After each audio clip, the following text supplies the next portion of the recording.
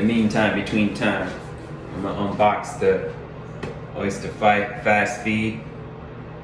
You know, it's top of the line clipper for barbering.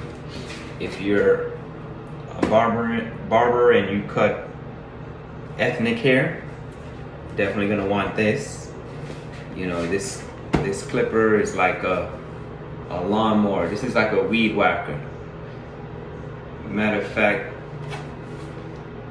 yeah, this can cut anything. Any hair, anyone that sits in your chair, this is gonna cut it.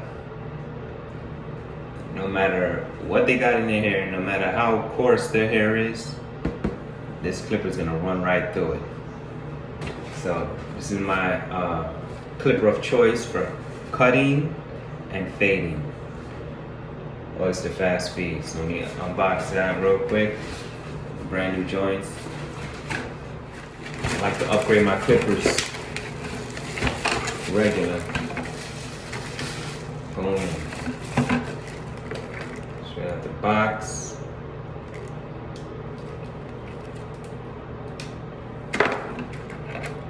Boom.